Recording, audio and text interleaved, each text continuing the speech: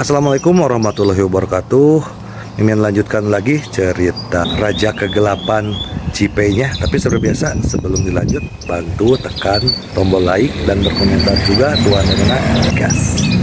Bab 1385, menurutku hal yang paling aneh bukanlah ini. Ji Meiyan melihat ekspresi kedua orang itu dan tahu bahwa dia tidak bisa menjelaskannya.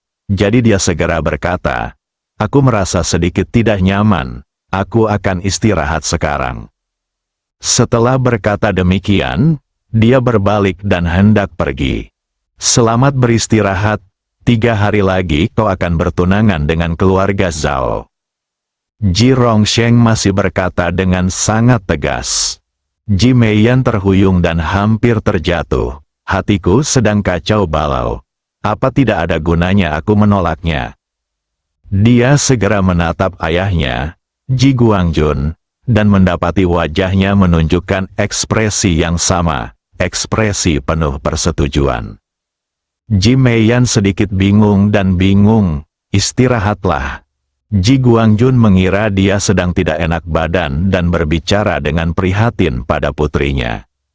Ji Meiyan tahu tidak ada cara untuk melanjutkan pembicaraan. Dia tidak bisa mengubahnya sekarang, jadi dia hanya bisa keluar tanpa mengatakan apapun. Namun, sekarang dia benar-benar bingung. Karena Si Bin sudah ada di hatinya, bagaimana mungkin dia bisa menikahi Zhao Wenqian sekarang? Kalau bukan karena Si Bin, dia mungkin bisa menerimanya. Tapi sekarang dia jelas tidak bisa menerimanya. Namun hari ini, aku sudah menolak Si Bin dan bahkan melarikan diri. Haruskah aku kembali dan secara aktif mengejar Si Bin?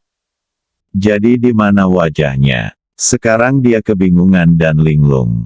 Dia bahkan berharap Si Bin akan datang kepadanya atas inisiatifnya sendiri. Keluarga Zhao, Penatua Zhao memandang Zhao Wenqian dan berkata, "Bersiaplah dengan baik untuk acara mendatang. Pertunangan dalam 3 hari akan menimbulkan sensasi dan pasti akan menjadi cerita yang bagus." Zhao Wenqian masih sopan dan berkata dengan tenang, "Terima kasih atas perhatianmu, kakek." Penatua Zhao menggelengkan kepalanya dan berkata, "Wenqian, pertunangan kalian berdua ini tidak hanya menyelesaikan masalah cinta kalian seumur hidup, tetapi juga merupakan kesempatan baik bagi kedua keluarga untuk memperbaiki hubungan mereka dan mendapatkan kembali reputasi mereka." Zhao Wenqian sengaja menunjukkan kebingungan di wajahnya. Penatua Zhao melanjutkan, "Ketika bibimu kawin lari dengan Ji Guanghui, hal itu berdampak besar pada reputasi keluarga Zhao dan keluarga Ji, terutama karena hal itu menyinggung Long Tang dan Hong Men. Kedua keluarga kita telah hidup tidak tenang selama bertahun-tahun, khawatir akan balas dendam mereka. Sekarang Ji Fei telah bangkit, itu adalah berkah bagi keluarga, dan hubungan antara kedua keluarga pasti akan membaik. Pertunanganmu adalah kesempatan besar bagi kedua keluarga untuk menjadi lebih dekat. Itu bahkan lebih langka dan sangat penting. Saya yakin tidak seorang pun akan pernah menyebutkan apa yang terjadi saat itu lagi." Zhao Wenqian mencibir dalam hatinya, mereka sungguh bodoh. Namun ekspresinya sangat alami dan rendah hati. "Saya akan mengikuti petunjuk kakek." Tuan Zhao sangat puas dan berkata, "Perhatikan penampilanmu akhir-akhir ini. Jangan khawatir, kakek, ayo mulai." Tuan Zhao melambaikan tangannya. Zhao Wenqian berbalik dan keluar. Zhao tua memberikan perhatian khusus kepada cucunya yang orang tuanya meninggal saat dia masih kecil. Dia mengajarinya dengan memberi contoh dan membesarkannya sejak dia masih kecil. Sekarang dia merasa bahwa pelatihannya sangat berhasil. Di antara anak-anak keluarga Zhao, tidak ada yang memiliki kemampuan dan kekuatan seperti dia. Oleh karena itu, ia juga berharap Zhao Wenqian dapat berkembang lebih baik di masa depan dan mendukung perkembangan keluarga Zhao. Setelah Zhao Wenqian keluar, Dia segera kembali ke kamar dan mengirim pesan kepada Ling Haofeng. Ling Haofeng memanggil, tampaknya si tua Zhao tidak pernah meragukanmu. Itu benar, HMPH, keluarga Zhao benar-benar bodoh. Keluarga putranya yang beranggotakan 3 orang meninggal saat itu, dan kamu digunakan untuk menggantikan cucunya. Tetapi mereka tidak menyadari atau mencurigai apapun. Mereka benar-benar cukup bodoh. Apa tujuan kita? Zhao Wenqian bertanya dengan nada tenang. Kendalikan 4 keluarga besar? Apa yang dimiliki oleh 4 keluarga besar? Zhao Wenqian bertanya dengan sedikit kebingungan. Dalam hal sumber daya keuangan dan kekuasaan, keempat keluarga besar itu jauh lebih rendah daripada kita. Tetapi mereka memiliki satu keuntungan, yaitu, mereka memiliki identitas yang glamor. Banyak orang di negara naga menghormati mereka dan memberi mereka harga diri. Inilah yang paling kita butuhkan. Untuk apa kamu membutuhkan ini? Kita tidak bisa hidup dalam kegelapan selamanya. Kita juga butuh sinar matahari. Jika kita memiliki perlindungan sinar matahari dari 4 keluarga besar, pembangunan kita akan lebih kuat. Zhao Wenqian tiba-tiba tersadar dan mengangguk. Jangan khawatir, aku pasti akan menikahi Ji Meiyan, dan kemudian mengendalikan keluarga Zhao dan Ji. Bagus sekali, Sun Sengshu sedang tidak dalam kondisi yang baik saat ini. Aku hanya bisa membuat rencana palsu sambil diam-diam menyerang Chen Chang.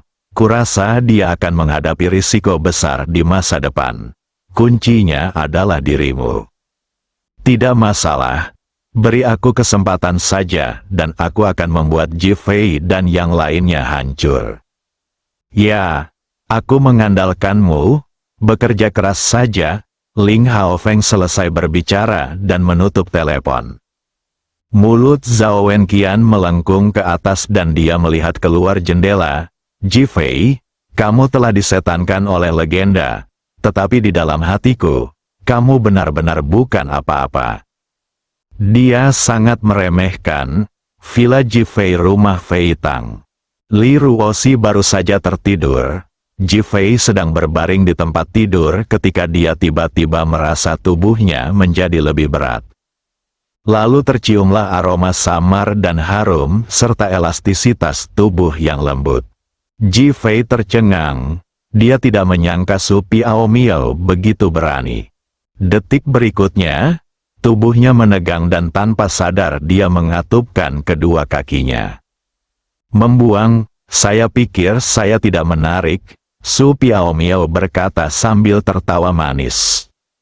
Ji Fei melirik Li Ruoxi di sebelahnya. Dia merasa malu, seolah-olah dia berselingkuh, dan segera bangkit. Su Piaomiao tidak mengganggu Ji Fei, melainkan berjalan keluar rumah terlebih dahulu. Dia tidak datang ke sini untuk merayu Ji Fei, tetapi untuk menemukan Ji Fei untuk sesuatu. 2 menit kemudian, kedua orang itu sampai di kolam renang di balkon villa, dan Su Piaomiao duduk di tepi kolam renang. Ji Fei berjalan mendekat dan bertanya, "Ada apa?"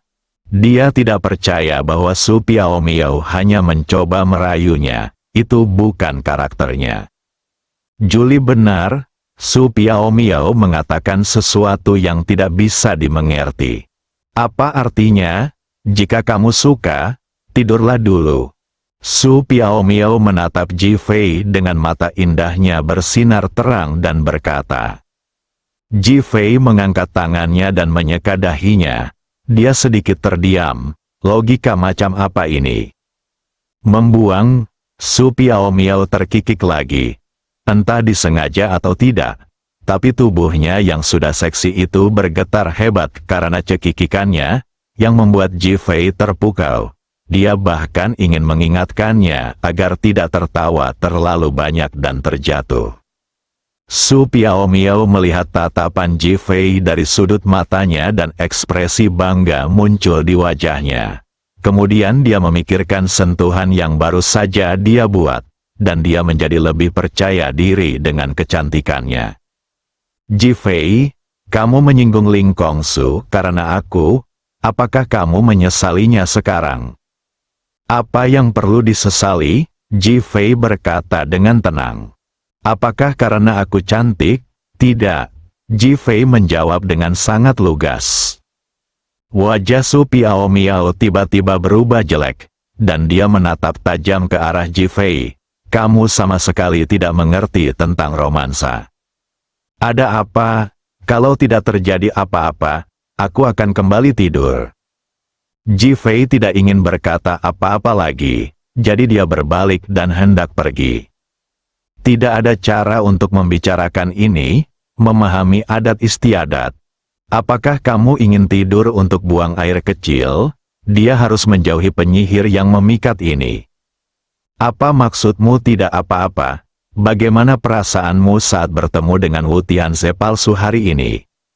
Su Piao Miao menatap Ji Fei untuk memverifikasi.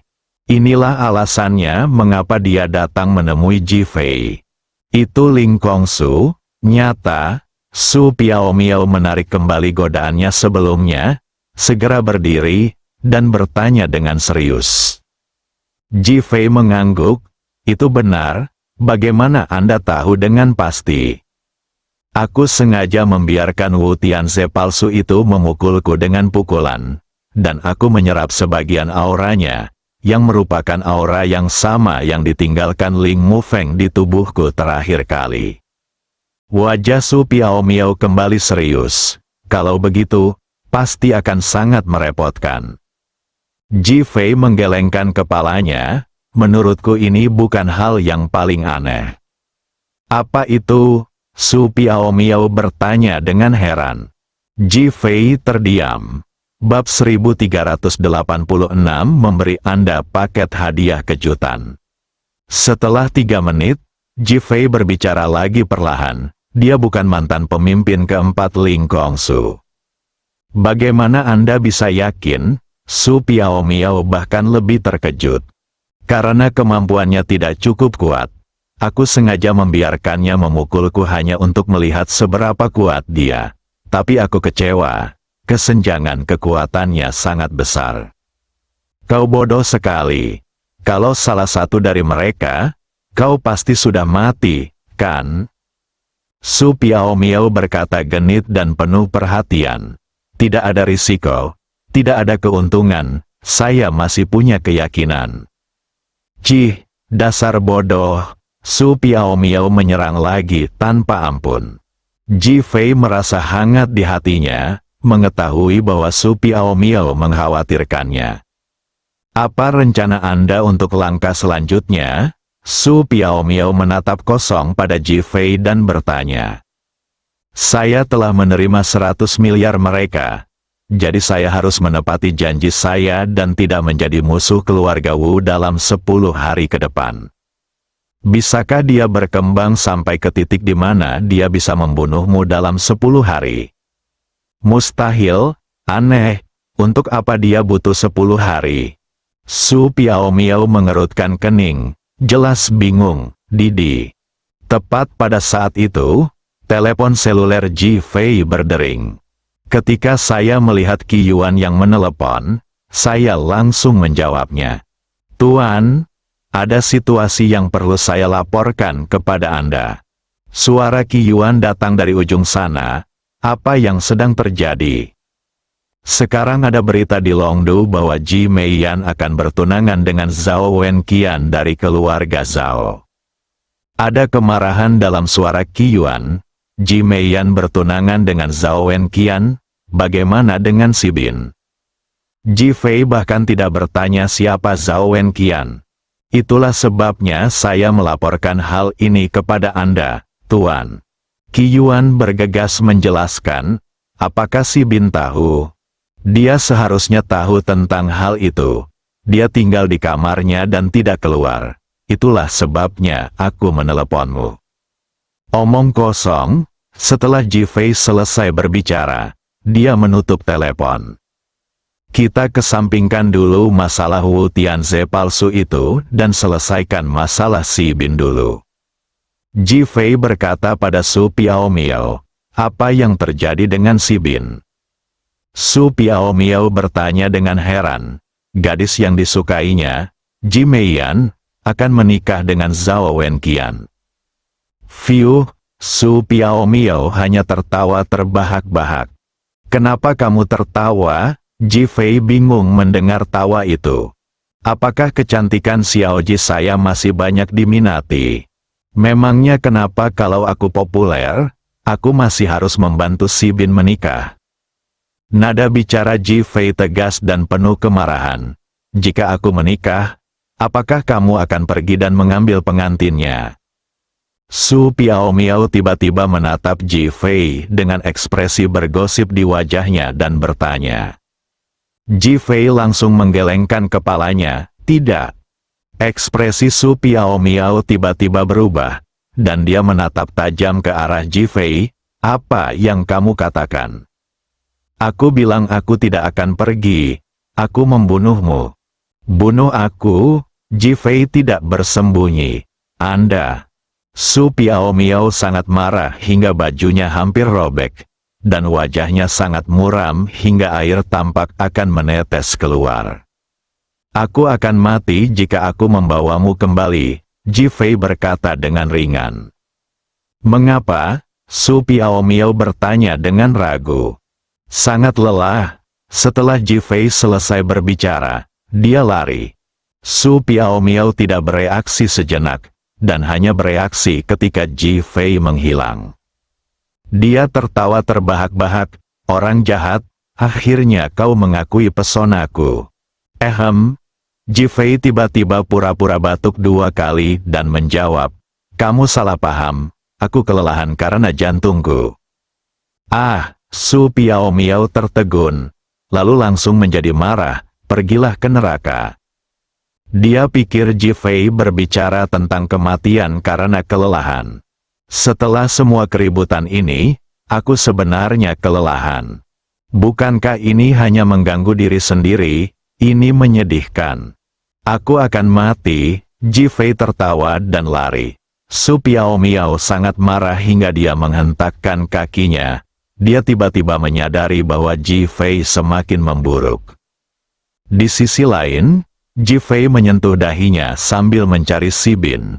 Jika peri seperti Su Piaomiao benar-benar menjadi wanitanya, dia benar-benar akan mengurasnya sampai kering.